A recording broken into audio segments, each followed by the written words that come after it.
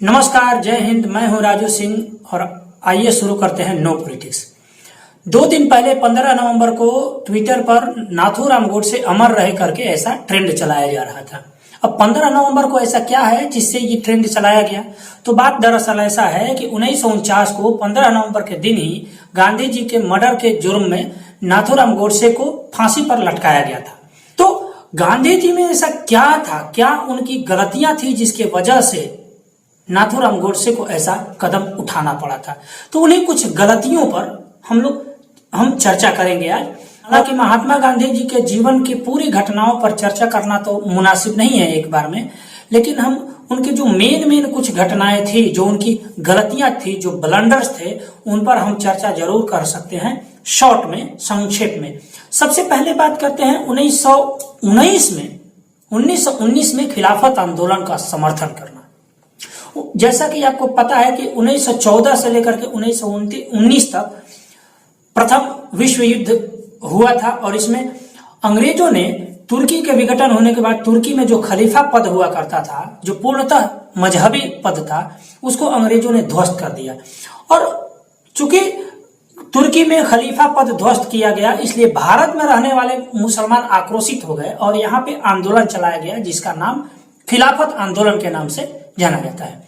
और कांग्रेस उस समय लपलपाए हुए जीव की भांति तुष्टिकरण के लिए खिलाफत जैसे धार्मिक आंदोलन को भी उन्होंने अपना आत्मसात कर लिया और कांग्रेस तथा महात्मा गांधी ने पूर्ण रूप से उसको समर्थन कर दिया। बहुत मारकाट हुआ इसमें खिलाफत आंदोलन में और बहुत लोगों की जान गई। उसके बाद आते हैं 1921-22 में मोपला, जो कि आज केरल के मालाबार में स्थित है। वहां पर मोपला मुसलमानों ने हिंदुओं के खिलाफ वहां पे जनसंहार किया। भयंकर मारकाट हुआ, 25-30 हजार लोग मारे गए, कितने रेप्स हुए, मर्डर्स हुए और बहुत लोगों का धर्मांतरण किया गया तलवार के बल पर। और जब गांधी जी से इस मामले में बात करने को कहा गया तो गांधी जी ने कहा कि वो उन मुसलमानों का विरोध करने का अपना तरीका है, धार्मिक तरीका है, मजहबी तरीका है, वो अपने अनुसार विरोध करते हैं और यदि वो तुम्हारे यहाँ तलवार लेकर आते हैं तो तुम अपना गर्दन खुशी खुशी उनको दे दो। इसी में हिंदू मुस्लिम एकता है। ये भी गांधी जी का ही स्टेटमेंट था और कांग्रेस ने अपने बैठक में इस पर एक निंदा प्रस्ताव भी पास नहीं की। और उसके बाद आते हैं कि जो आर्य समाज है, जो बहुत धार्मिक काम करता है, धर्म के विस्तार में और गरीब लोगों का मदद करता है, पिछड़े लोगों को सहायता करता है, उस आर्य समाज जैसे संस्था पर बैन लगवाने का काम महात्मा गांधी ने किया था। उसके बाद अगला जो उनका ब्लंडर था कि हिंदी और हिंदुस्तानी, उस समय एक हिंदुस्तानी भाषा हुआ करती थी जो मूलतः उर्दू भाषा थी, क्योंकि उसमें 90% से ज्यादा शब्द जो थे उर्दू थे। और जब भारत के भाषा चयन का जब बात आया तो सारे लोग हिंदी की ओर थे, लेकिन कुछ मुसलमानों के कारण, कुछ मुसलमानों के कहने की वजह से गांधी जी चाहते थे कि नहीं, हिंदुस्तानी भाषा लागू किया गया भारत में। आपको पता होना चाहिए कि हिंदुस्तानी भाषा में मूलतः उर्दू शब्द होते थे। अगर हिंदुस्तानी भाषा में आपको राजा राम कहना हो तो बादशाह राम कहेंगे और देवी सीता को यदि रानी सीता कहना हो तो बेगम सीता कहेंगे। आप समझिए कि अगर ऐसी भाषा होती तो आप क्या सोचते आज के जमाने में। और फिर उसके बाद अगला जो उनका गलती था कि वंदे मातरम भारत के स्वतंत्रता आंदोलन का रीढ़ हुआ करता था। 1905 में जब अंग्रेजों ने बंगाल का विभाजन कर दिया तो उस समय वंदे मातरम का नारा लगाते हुए, वंदे मातरम का जय घोष करते हुए क्रांतिकारियों ने अंग्रेजों पर ऐसा पलटवार किया कि बाद में इस निर्णय को वापस ले लिया गया और बहुत साल तक कांग्रेस के अधिवेशन में भी वंदे मातरम गाया जाता था। लेकिन बाद में गांधी के समय में जब कुछ मुसलमानों नेताओं ने वंदे मातरम पर आपत्ति किया, एकाध मुसलमानों नेता थे ऐसे जिन्होंने आपत्ति किया और गांधी जी ने कहा कि वंदे मातरम को गाया जाना बंद कर देना चाहिए। और उसके बाद से रविंद्रनाथ टैगोर जी का जन गण मन अपनाया गया, जैसा कि आज तक चलता रहता है। तो इससे भी बहुत सारे हिंदुओं और बहुत सारे राष्ट्रवादी लोग काफी गुस्से में आ गए थे।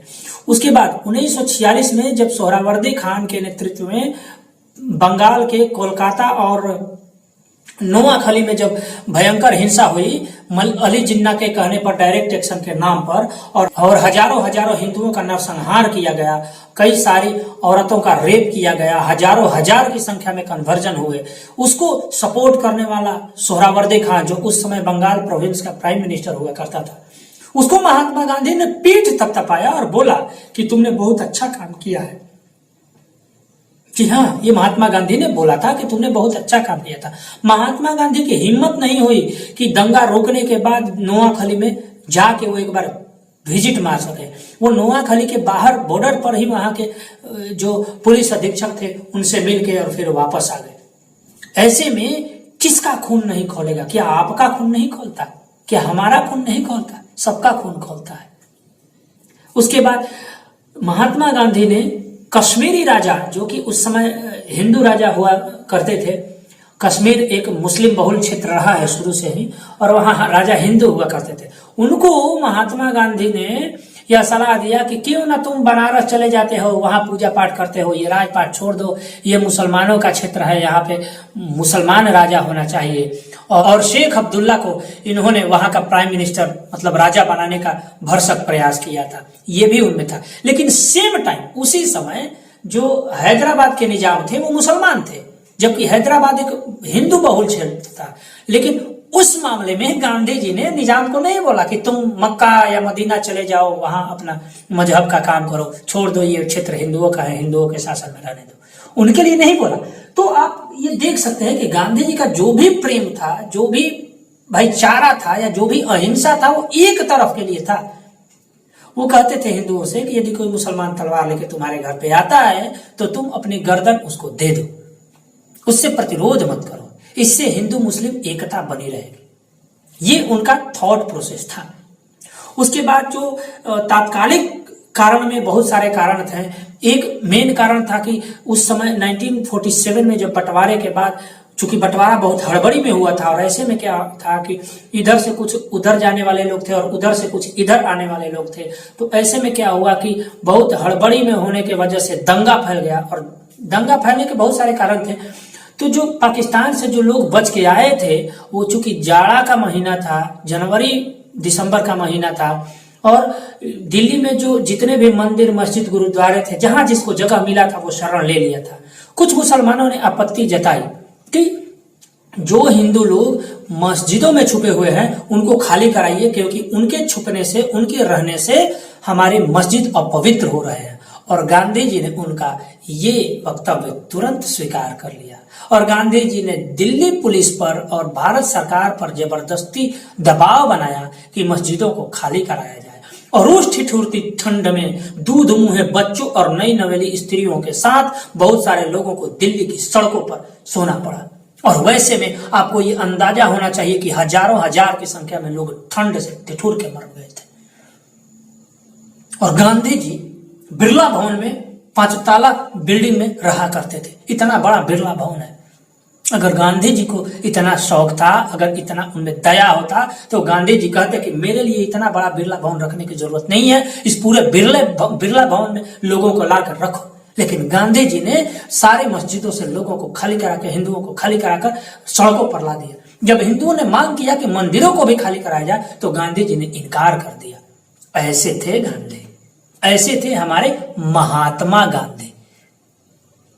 और उस समय जब बंटवारा हुआ, तो बंटवारा होने के समय पाकिस्तान के साथ भारत सरकार का यह तय हुआ था कि बंटवारा हो जाने के बाद 55 करोड़ रुपया भारत सरकार मुआवजे के तौर पर देगी, एक मुश्त।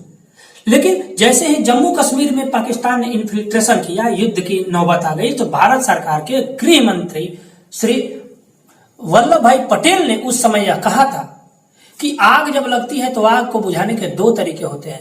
पहला, आग को भड़काने वाले जो सामान है उस सारे सामान यानी सप्लाई को बंद कर दो, और दूसरा, उस आग पर पानी डालो। आग पर पानी डालने का काम हमारी सेना कर रही है और हम सप्लाई बंद कर देंगे। अर्थात जो 55 करोड़ रुपया देना है वो हम अभी नहीं देने वाले हैं। जब तक कश्मीर का मामला हल नहीं हो जाता तब तक हम 55 करोड़ रुपया देने वाले नहीं है पाकिस्तान को।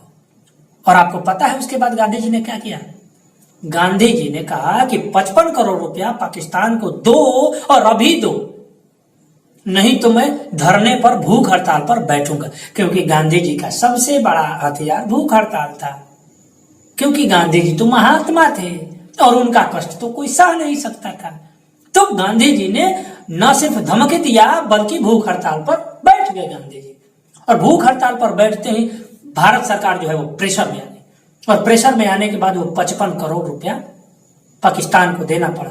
और उसके बाद आपको पता ही है, क्योंकि सबको पता था, उस समय भी पता था कि उस रुपए से पाकिस्तान हथियार खरीदेगा और जम्मू कश्मीर में फिर से इन्फिल्ट्रेशन को तेज कर देगा। लेकिन गांधी जी ने अपनी जिद की वजह से वो 55 करोड़ रुपया सरकार को देने को मजबूर कर दिया। आप ये सोचते होंगे कि ये कैसा व्यक्ति था जो हमेशा जो सोचता था वो हमेशा निगेटिव साइड ही सोचता था। तो जी हाँ, इसीलिए उनको महात्मा गांधी का उपाधि दिया गया। तभी तो शांति का चूर्ण आज तक बेचा जा रहा है उनके नाम से। आप ये सोचिए कि जिस व्यक्ति के रहते हुए जो यह कसम खाया था कि हमारे रहते हुए भारत का बंटवारा नहीं हो सकता, वो बंटवारा हो रहा है और वहीं पे उसके सामने हुआ बंटवारा। और न सिर्फ बंटवारा हुआ, इतनी हड़बड़ी में हुआ, इतने बेतरतीब तरीके से हुआ कि आप सोच नहीं सकते थे। बंटवारा कैसे होना था, इस मामले में बी.आर. अम्बेडकर ने भी इस किताब में लिखा है कि बंटवारा होने का भी एक तरीका था। वो तरीका भी बी.आर. अम्बेडकर ने इसमें लिखा है। बहुत अच्छा तरीका से उन्होंने लिखा है कि बंटवारा हुआ तो किस तरीके से जनसंख्या का आदान प्रदान करना चाहिए था, किस तरह से संपत्ति का बंटवारा होना चाहिए था। सारा ब्यौरा भीमराव अंबेडकर ने पाकिस्तान अथवा भारत का विभाजन नामक पुस्तक में लिखा है। अगर इस तरीके से होता तो बहुत अच्छा होता, लेकिन नहीं। चूंकि महात्मा गांधी को महात्मा कहलाना था और जवाहरलाल नेहरू को पहला प्रधानमंत्री बनना था, इसलिए उन्होंने इतनी हड़बड़ी में ये सब किया कि कुछ महीने पहले तक हो रहा था कि नहीं बंटवारा नहीं होगा, और एकाएक बंटवारा हो गया। इसमें जो इधर से उधर जाने वाले लोग थे वो आपस में उलझ गए। और उस समय अली जिन्ना बहुत बड़ा जिहादी व्यक्ति बनकर उभरा और वो हर मंचों से सिर्फ और सिर्फ दंगे फैलाने वाली बातें करता था। और चूंकि हमारी सरकारें तो हमेशा से सेकुलर रही है, जैसे आज की भी सरकारें हैं, उन्हीं की सुनती है सरकारें और कोर्ट। इनका सेकुलर का मतलब है कि हिंदुओं को गाली देना, हिंदुओं को मर्डर करना, और हिंदुओं को मर्डर हो जाने पर एक शब्द कुछ बोलना नहीं। यही सेकुलरिज्म का परिभाषा है आज के समय में। आप सोच लीजिए कि उस व्यक्ति के मस्तिष्क पर कैसा प्रेशर पड़ा होगा कि उन्होंने अंत में गांधी जी का मर्डर करने का विचार बनाया। चूंकि उसको भी पता था कि जैसे ही गांधी जी का मर्डर करेंगे उसका भी जान पर बनाएगा, चूंकि उसको भी फांसी लगेगी, उसकी बहुत तरीके से बदनामी होगी। लेकिन फिर भी उसने ये काम किया देश को बचाने के लिए। और ऐसा कहा जाता है कि अली जिन्ना ने 4 फरवरी को महात्मा गांधी को न्योता दिया था पाकिस्तान में, और उसने एक प्रोजेक्ट बनाया था कि चूंकि पूर्वी पाकिस्तान और पश्चिमी पाकिस्तान के लोग बहुत गरीब है, इसलिए एक दूसरे के यहाँ आने जाने में इतना भाड़ा किराया नहीं दे सकते फ्लाइट का, इसलिए पूर्वी पाकिस्तान से पश्चिमी पाकिस्तान के बीच में 10 मील चौड़ा एक गलियारा दिया जाना चाहिए। बाद में गांधी जी के मर्डर के बाद ये सारी बातें गौण हो गई, लेकिन कहीं ना कहीं ये बातें चर्चा में आती हैं। आप सोचिए इस बारे में।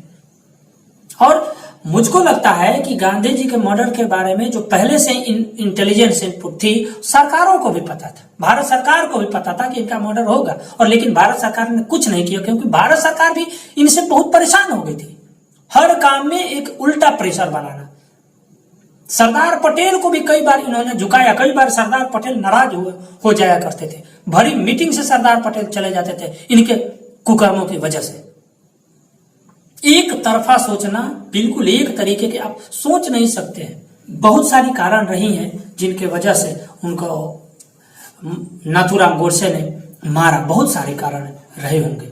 बाकी आप क्या सोचते हैं इस बारे में कमेंट बॉक्स में लिखिए, और चैनल को लाइक शेयर और सब्सक्राइब करते चलिएगा। तब तक के लिए नमस्कार।